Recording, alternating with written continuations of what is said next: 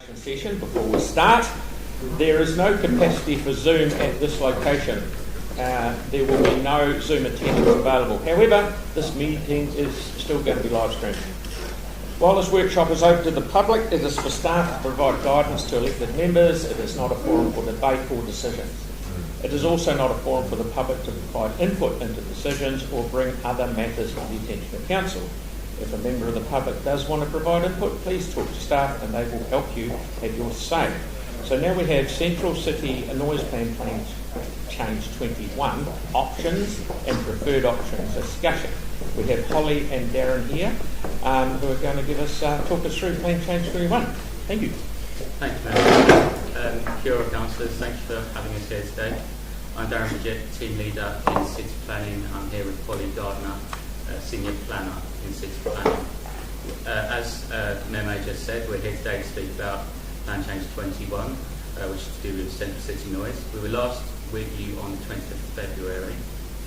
Since then, Holly has been leading a project team on this, and with planning support, acoustic support, and QS support, working through lots of technical details and working up a number of options to do with the Central City noise.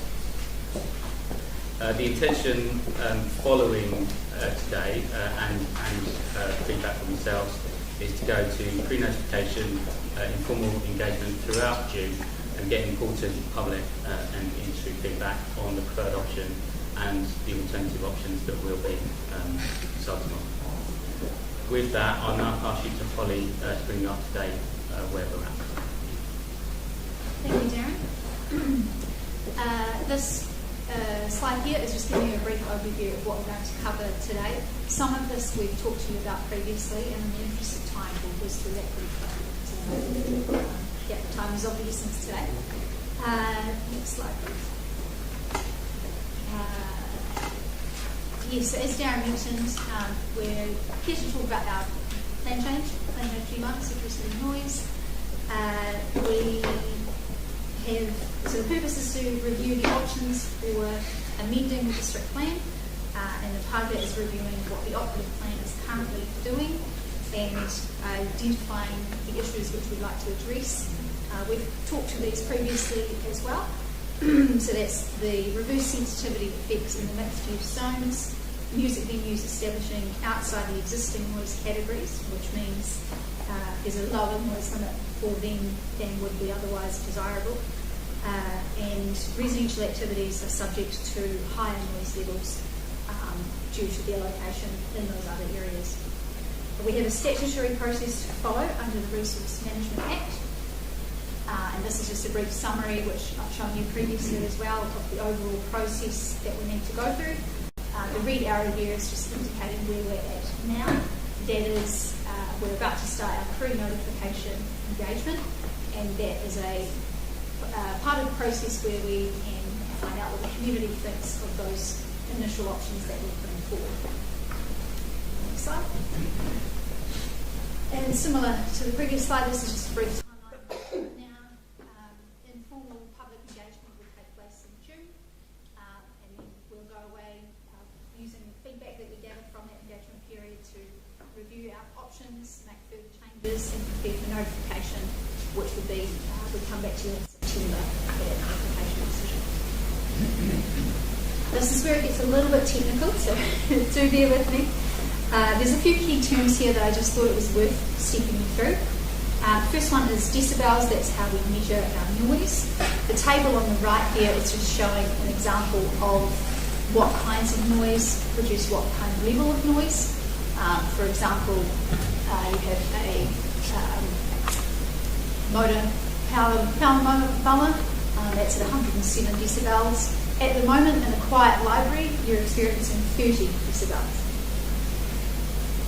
The noise in the district plan is measured two ways. The first being the LAEQ, which is an average. Often that's over a 15-minute period, rather than an LA max, which is at a certain point of time, what's your noise level, and the plan sets that as a maximum level that you can produce. Some of this we will actually provide as further detail in the memo as well, so don't feel like you have to take it all in right now. Next slide. A key concept to explain is the way we look at the noise insulation. The pictures here are an attempt to convey what we mean by those terms. The first is an external to internal noise reduction. What that means is the plan usually specifies, for example, 35 decibels as noise reduction for the facade of a building. And as the top picture is demonstrating, you have a high level of noise outside, your facade has your acoustic insulation, and it's designed to reduce the amount of noise that you experience inside. And so the noise insulation plan is saying, for example, you need a external to internal noise reduction of 35 decibels. That's different to a target noise level, which is actually saying inside your building, the maximum level you should have is, or experience might be, say, 40 decibels. Those two methods of noise insulation are effective in different scenarios. The external to internal reduction we see a lot more, for example, in the central city, where you can have multiple noise sources, and those noise sources might change over time. Whereas a target noise level you're more commonly going to see, for example, if you're trying to insulate from road noise, because that's a constant noise from the same direction, and you can model what that's going to be and more effectively say the internal noise level is going to be effective in that scenario. Next slide. And this will be a familiar map to you, hopefully. We included something similar in the memo that we supplied in March. This is a picture of what the district plan currently requires. The green is category 1. That's our loudest noise limit for the city, in the central city. The pink is category 2, and category 3 is the 4 avenues. That's that dashed line you see right around the edges. And also shown on that map is the Te Kaha stadium contour, and that has an inner contour, which is the blue, and the green, which is the outer contour.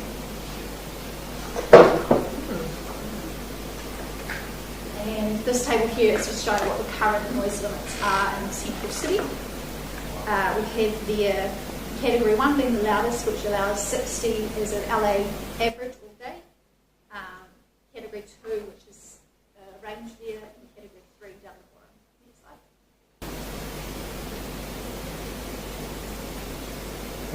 This is conveying the insulation requirements that the district plan currently sets out.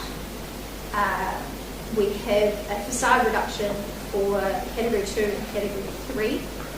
There's also a facade reduction for the stadium as well, and that is the same as category 2 and category 3.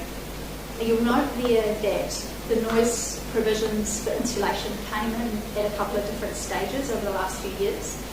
The categories that we see, they came in 2015, and the stadium contours came in 2022. Next slide. This is also showing further insulation requirements that we have in the plan. Again, these ones came in 2015. The key difference there is the road noise, which is required within 40 metres of arterial roads, main distributed roads and local roads. And that one has an option of internal to external or a noise level, and that's just what's in the current plan now, which we're looking to address as part of the plan change. Next. As our part of our early investigative work, we've looked at where residential activity is currently situated across the city. This is a high-level indication of what's happening. The data used for this is updated sporadically, so very much an indication. Blue being everything that was in before 2015, red between 2015 and 2021, green being after 2022. So, and this is just a quick summary of issues that we've identified. Reverse sensitivity, which we mentioned before, the noise limits, which are seen as too restrictive, particularly in areas which have been developed organically as nightlife spots. And across the plan, those insulation requirements There are noise standards for mechanical ventilation, so if you choose to provide ventilation, there's a noise limit that is set, but that is a choice you have, which means if it's a hot summer's day, open the windows, but that insulation is not effective, and that's something we're looking to address as part of the plan change as well. We've looked a little bit at what happens in other cities across New Zealand. You'll note here, I think it's quite interesting to note, the noise limits across other central cities is pretty similar to what we have for our current Category 1. The key difference is that for somewhere like Auckland, the 60 dB average noise limit applies to the whole city centre zone. For example, that extends from Britomart right up to Karangahape Road. Whereas our Category 1, you might recall from that map I showed earlier, is quite a small block, including the area of what used to be Salt Square. And that's something that we've really considered in our options. Next slide. Moving ahead to, I think, really what we're all here for today, which is what are the options that we're thinking about and what's our preferred option. Key thing I want to stress here is that in all of the options we've considered, the insulation requirements for the stadium will remain in place. We're not proposing to change them. The stadium noise limits and their events, all of those settings we're not touching. Just want to briefly note that the memo which we sent out in March, that did note the stadium opening, and it was incorrect. So stadium remains on track, opening in April next year, and is on budget as well. Now, options. The first option here is keeping everything the same. We'll just continue with the status quo. This option is not preferred, as it does not adequately support the development of music and hospitality venues across the city. It's providing limited options for new music and hospitality venues to establish outside the Category 1 areas. And conflicts are likely to arise in areas where music venues have established in close proximity to, say, residential activities. This would retain the existing approach for road noise insulation as well, which, as I mentioned, there's a few issues with that too. Option 2.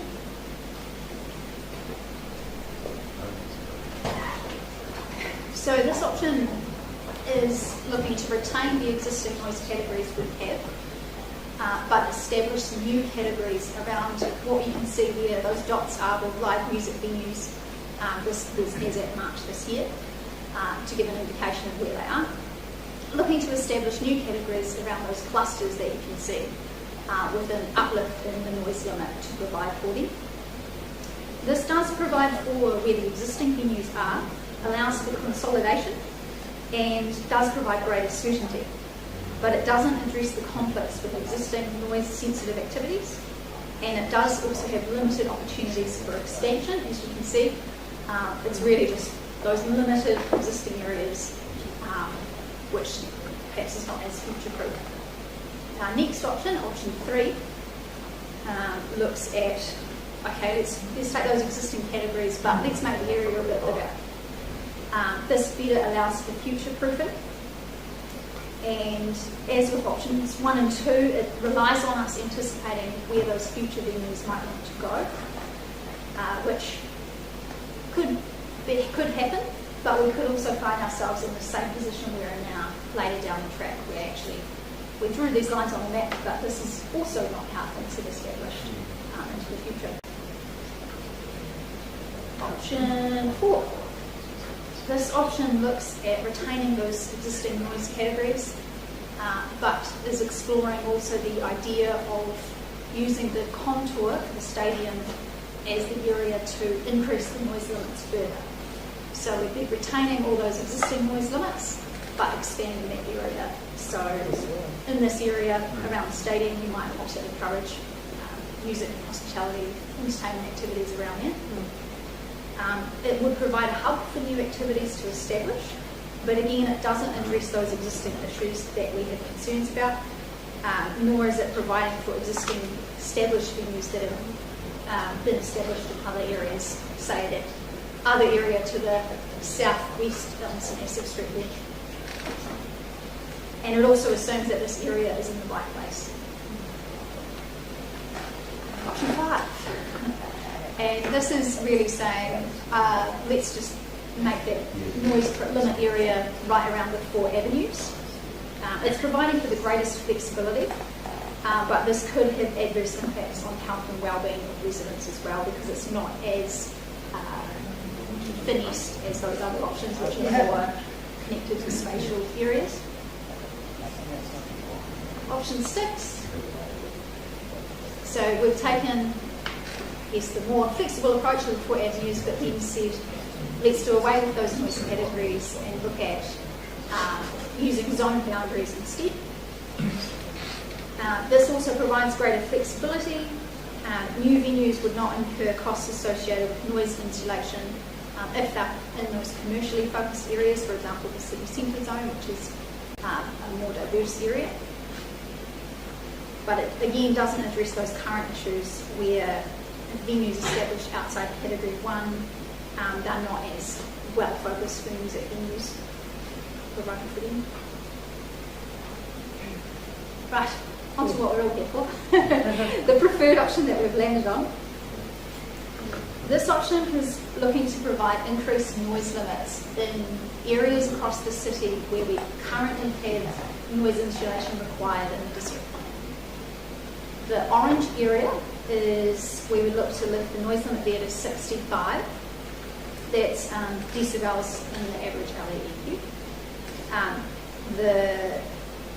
What this means is we're taking advantage of what the plan already requires, and our expert advice has told us that those existing insulation requirements are able to accommodate this proposed increase in the noise limit. The map here is a first cut, so this is a first look at, okay, where are these insulation requirements located? What would it look like if we took advantage of those? And through the engagement period and further investigation, we may find some of these areas we might want to tweak those boundaries a bit further. Did you say you might be able to, what's the last bit? Finesse those boundaries. So if you go back to that map, John, for example, already the commercial zones require noise insulation for bedrooms. What this map is encompassing is the city centre zone, central city mixed use and south frame zones. There are some pockets of commercial zoning to the north-east, so in that area, particularly around between Manchester and Madras, north of Salisbury. And we've already said actually that's possibly not appropriate because of its proximity to residential. What we would be also looking to do is looking at this map aligned with the map I showed earlier of where residential is. There may be some further areas where we think they could be particularly vulnerable because of when the insulation went in. So if you might recall from that map, the vast majority of the residential zone area was established before 2015, and in those cases the insulation requirements were mapped. They went in the plan when those dwellings were built. So it's that sort of exercise to really make sure that those boundaries are correct, and that's part of our engagement as well as finding out from the community. This is what we think, this is where we're thinking we're sitting, but have we got this right? What do we think are the other areas that might be more appropriate for noise limits or for a lower noise limit? This is just a first starting point for our Excuse me, can I just check? You gave us options 1 to 6 and then you've given us a third option. Which of those 1 to 6 does that repeat? This is really a combination of many of those options. It's bringing them all together as a we've looked at the insulation, we've looked at, for example, like the option of the Te Kaha Stadium contour. We've looked at that's not appropriate for a number of reasons. That's a best guess about where we think the noise limit might be. But what this option is doing is widening the area, providing more flexibility, which is, I think, a little more future-proofed because we're providing a larger space for noisier activities to be. So, recognising that we have the big venues on the Avenue and Hagley Park there, Yes.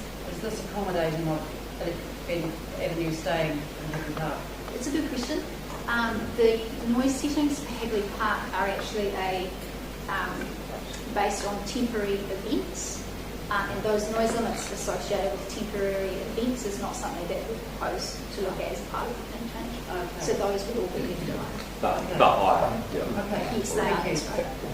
Yeah, you must be near, I'm not pushing you at all. Are you? Yeah. Yes, yeah, we're down to the little. Yeah, all right, yeah. Then I'll get into the question. You're right, you're fine. That's okay. This table here is a quick summary of the settings that we propose. It's taking those areas where we have those existing noise insulation requirements and then proposing to lift the noise limit accordingly.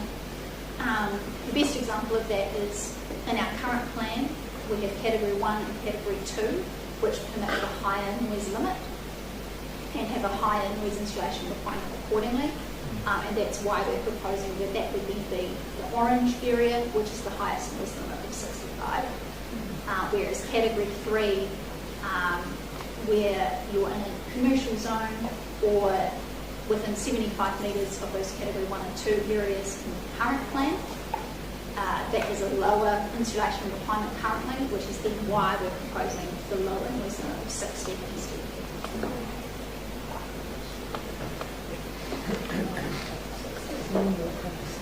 And this is looking at the noise insulation settings themselves. We're not proposing to change what's currently required in the plan. The only thing we're suggesting to add is mechanical ventilation requirements, because of what I mentioned before, that if you don't require mechanical ventilation on a hot day, the insulation that the house provides is not going to be as effective as you've got the window open.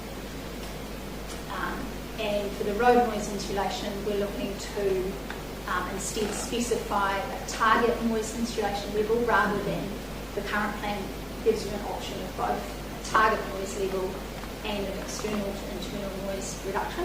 So we're saying actually those two options is not as effective as the target noise level. This is the key thing here is that approach is consistent with the rule that came in with plan change 5E, which amended or updated the rule outside the central city.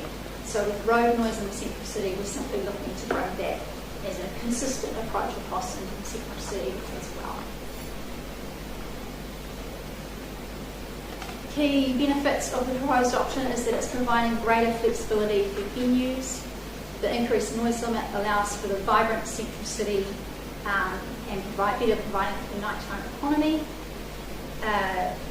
The existing noise insulation requirements are sufficient to allow for the increased noise limit with those in this preferred option. Key costs are that the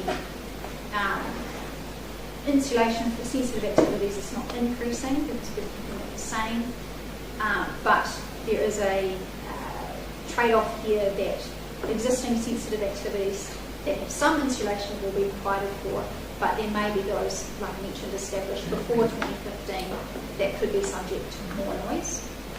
And a key thing to note is that conflicts are still likely to occur where the noise limit is applied to an area that was lower before.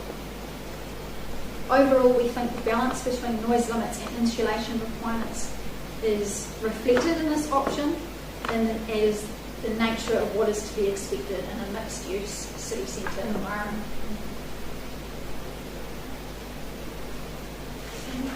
Next steps, consultation for 4 weeks in June with our options and preferred option to find out what the community thinks. We'll continue our analysis of feedback received and update the provisions accordingly. We'll continue our ongoing analysis, and we will come back in early September with a preferred option proposal that we would seek to formally notify. And if that gets the tip, then we would be looking to notify with a formal submissions period between September and October. That is me. I'm sure there's lots of questions. Yeah, just before you get into questions, there is a non-regulatory piece of work still going on Yes, that's around right. central city noise as well to support this. Holly, that was fantastic. It was really good. That's fantastic presentation. You've certainly done one hell of a lot of work, and the old story is not never going to please everyone all of the time. But we have some Don't questions. speak up. I'm just kidding. Thank you so much for your work on this. I'll be able to bring up the preferred option map. Just an example question. So Duck Central, for example, that had a number of complaints made. Yes, that's So right. the area changes to 65, so you're around the stadium. Would that then make them compliant for doing what they were trying to do? Off the top of my head, I'm not sure what their noise emissions were. The noise limit would be higher. So where they are currently, it would have been a 60 dB limit, so we would be going to 65. Yeah. What it would mean for the likes of Duck Central, for example, is because we're lifting that noise limit, the insulation they'd be required to comply if it's needed is less. Yeah. So the gap between your noise limit and that insulation, you're essentially better able to meet in the middle. Whereas currently, for example, if you're in a category 3 area, that noise limit is 45, and then we're taking that higher, so that insulation would be less.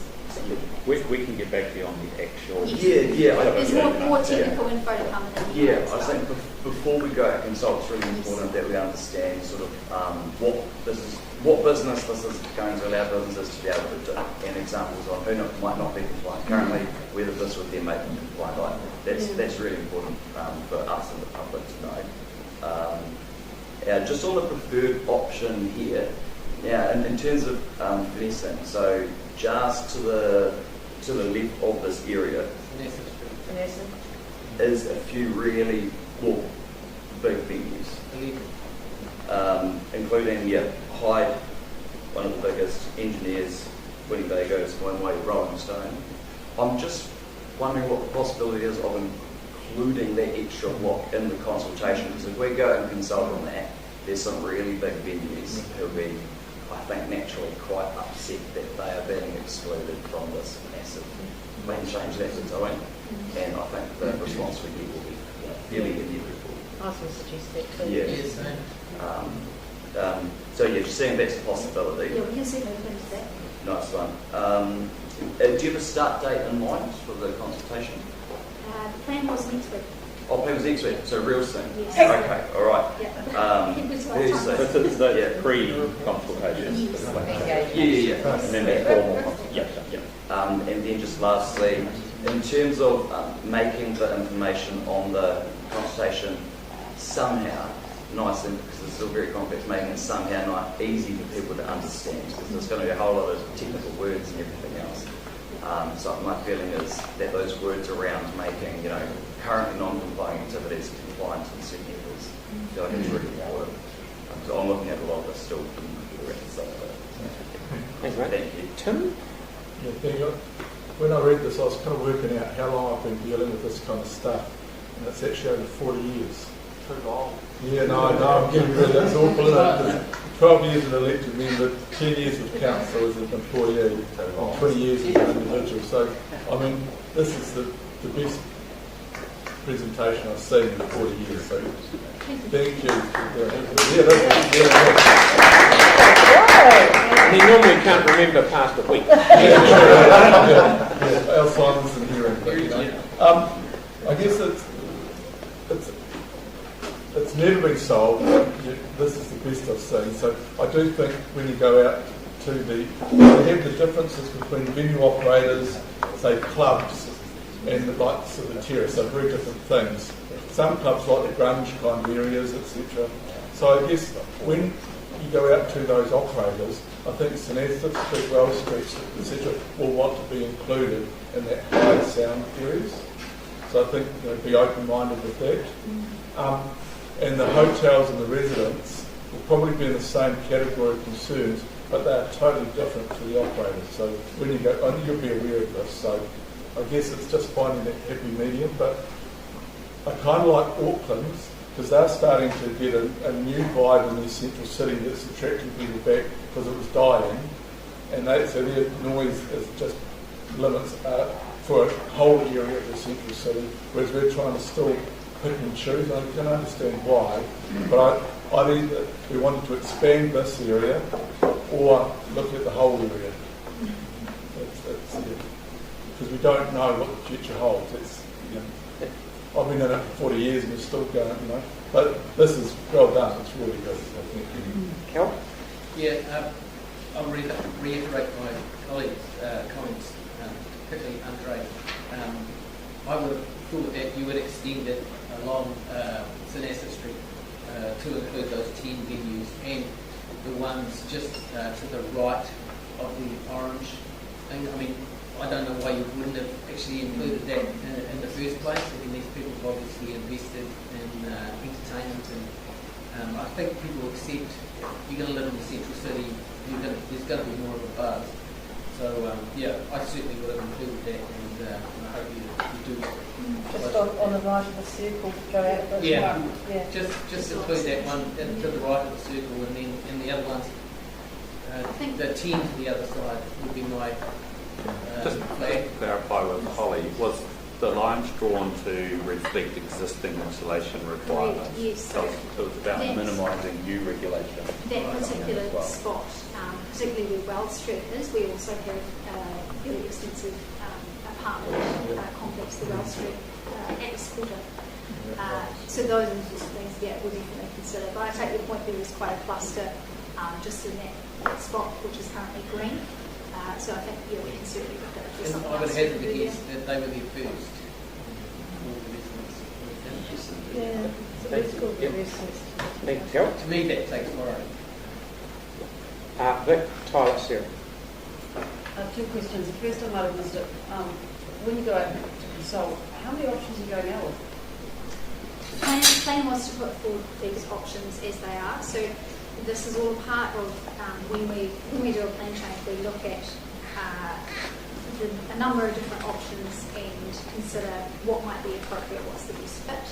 I think as they're presented here, there is a lot to it, but it is degrees of very similar options. So we've gone from status quo, which is really that's what's existing now. So while it's an option, it's what do we do if we do nothing? And then the other options are really iterations of a number of different types. Feedback we get is that often is that our consultations overcomplicated. We get is that we've got 7 options here. It's probably too many. I don't know what anyone else in the room thinks about that, but that's my I first look at that. think we can definitely discuss how we might package that with the engagement. You want to simplify? Yeah, would be my preference. That's absolutely. And then my second one is at a high level. One of our strategic objectives is getting more people living in the city. I know we want a vibrant nightlife, but getting more people living, working in the city. With your preferred option, do you think that's more permissive or more restrictive of trying to encourage that and achieve that goal? So that the preferred option is more permissive of live music. Sorry, I missed Yeah, it's the residential. We're trying to get people to live in the central city. So I appreciate that we've got different objectives here with, being able to encourage and facilitate live entertainment. But one of our overarching strategic goals is around getting people to live in the central city. So putting aside objectives in relation to improving the nightlife, is your preferred option more permissive or more restrictive of getting people to live in the central city? I'm concerned about the intersection of the two objectives. I think it's particularly because we're retaining those existing installations, we're not proposing to touch that. And our expert advice has told us those installation settings are sufficient to protect sleep. While it appears that the central city would become noisier because of that the lines are drawn differently, really it's trying to find that balance between the two. So I think it's more permissive of hospitality, providing more options for them. But in terms of this residential side of things, I think essentially we're continuing what we've currently got. So it's no worse. Yeah. But we can provide more information. Yeah. So where noise is being increased, there's going to be insulation as the mitigation. there's a whole range of, as you see, a whole range of options, and it kind of covers both extremes. And when you're at this extreme, you might be saying, well, actually, all of that cost falls on the venues. When you're at that extreme, you say, all of that cost falls on the residential, and we are literally... I appreciate it's a balancing act. Yeah, it's a It's middle. not on the side of those overarching objectives that we have about trying to increase people living in our city, central city. Yeah, I agree. Mine was very similar to this, but the question I've got is around external facades and also balconies. So there'll be no restrictions in being able to have to change the design, external design and balconies, correct? With these new changes. Correct. So the external to internal facade reduction is just applied to the walls of your dwelling. Okay. So if you want to provide a balcony, it's still perfectly able to, that's not changing. Acknowledging that, depending on where you are, that balcony is in the central city, so it will be a bit louder than suburbs. That's great to know. Thank you. That's all good. Jen? Thanks. I'm still not quite clear why we've gone for 65 when other cities do 60 and seem to have relatively vibrant nightlights. Like, I'm just trying to work out why we've chosen that one and what the evidence is on that. It's really like Darren said, it's that medium of how loud we want our nightlife across the town continues to be versus what the plan currently provides for. So where we have our category 1, category 2 areas, the insulation is required for both bedrooms and other habitable spaces. So it's in some cases more than what those other areas may require. So therefore it would accommodate the 65. But I didn't really go into it here, but we had looked at the different noise limits from 45, 60, 65 up to 70. That upper noise limit we found wasn't viable for residents. It was just too costly to ask them to insulate adequately to provide for that. So that is also technical information which we can see. And there'll be a map here that shows somewhere like areas of existing residential that have increased noise limits on it, so that people get an idea of where residents might be impacted. Yes, yeah. So that map I showed earlier, that is the residential data. We can bring that. Yeah, I think we need to be able to overlay that so you can see actually where the impacts might be. Those sort of existing stuff that may not have had those noise attenuation kind of stuff in relation of things. It's really important. I like the way that it's just those two zones and it's a very clear green and yellow. Do we currently have anything for roads? Yes, so I should have mentioned the blue overlay, that's roads, the insulation for roads. Yeah, but do we currently have an insulation level for roads? Yes, We do. yes. So that's the current level? In the current plan, those blue road noise areas, they are also applying to the orange and red area, orange and green areas. Yeah. One option we're exploring is whether we can, if you're in an orange or green area, whether the noise insulation also provides for road noise such you only need to comply with one set of rules. Yeah. So that's existing stuff. So if we just need to make it clear that that's existing Yes, stuff. yeah, we can certainly include a map showing. Yeah. So this is existing. This isn't something we're newly proposing that's in a position Yes. on. Oh, okay, no, that's great. That's it. Okay, so my time management today is shocking. So we've got Tyrone, Celeste and Jake, and that'll take us to 11, and then we'll have 5 minutes, 10 minutes before we get into anything. Okay, cool, thank you. So just on the road thing, like, so, you know, so we can obviously work with music venues and pubs and that, but like, there's always going to be people in cars who are like revenue engines and people on motorbikes and whatever other compensatory things that they do. But like, so what sort of, how do these restrictions work with our ability to be able to manage and control that, or is that just kind of out of scope, or is it? So you're wondering how our proposed options would manage noise from, say, a regular motorbike? Yeah, exactly. Nice reflecting back. I can That was very right. sure. I can provide some clarification in the email, but there are some key exemptions which road noise does not, the noise chapter does not cover, so there's some exemptions. One of those would be something that we describe in a moving car. But of course all of this doesn't take away from the other obligations in the Resource Management Act for not producing unreasonable noise, so those tests are still there, which we discussed a little bit last time. But we can provide some further information on that interceptor, what's exempt, what else the plan, how the Act covers, just to clarify. Maybe those things might be covered by bylaws or Yes. No, generally speaking, noise from roads is exempt from the noise standards. Right. Yeah. It's that droning traffic, Yeah, no, that's road good. insulation regulations. Okay, good one. Ashley? Just a bit of feedback. Can you see quite simple, just to narrow it down a bit? I think that makes sense. And the more permissive options are my preference. I like what's suggested. I agree with Councillor Moore's comments around just capturing those areas that might fall outside. I think, Wells Street, those areas, my feel is that people move into those areas because it's got a nightlife. It's sort of the appeal. So it would be strange that that becomes an area that has a slightly more restrictive activity. With the areas, just a quick clarification. So if we extended it outside the areas that have the same insulation standards, would they retrospectively lift up their standards? No. So where it's existing, you wouldn't be required to retrospectively put in insulation. It would just be for anything new that comes in that you would need to provide it. So that's where those dates are quite key. So if you're before 2015, none of this applied to you. But in 2022, if you were in that appropriate range, all the stadium insulation rules apply.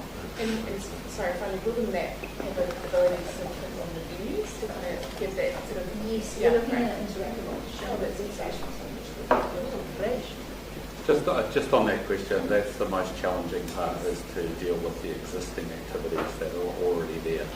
And that's where we maybe need to look at some non-regulatory options. And when you said that if they're on the non-regulatory options, is that sort of alongside this? It's alongside, I'm not sure where that best works, so we'll have to get back to you on that. And last week, I think you had it right with option 2 and 3 that captures the existing venues. I am a little bit worried about the third option that you're sort of changing the deal on people in the sort of city who already live here. But I'm all for the thrust of trying to simplify the consultation document if we can, but I wouldn't want that to happen at the exclusion of options like 2 and 3. People have to have obviously that full gamut of options to choose from. And good presentation, as everyone else has said. so that's great, Holly. Thank you. And very, very good to see you both, and very clear. And I hope you've got a bit of info out of that. Yes. So we will take 10 minutes. So 10 past, and then we'll do. You have one more. If you want to, yeah. Okay, so we'll have 10 minutes, or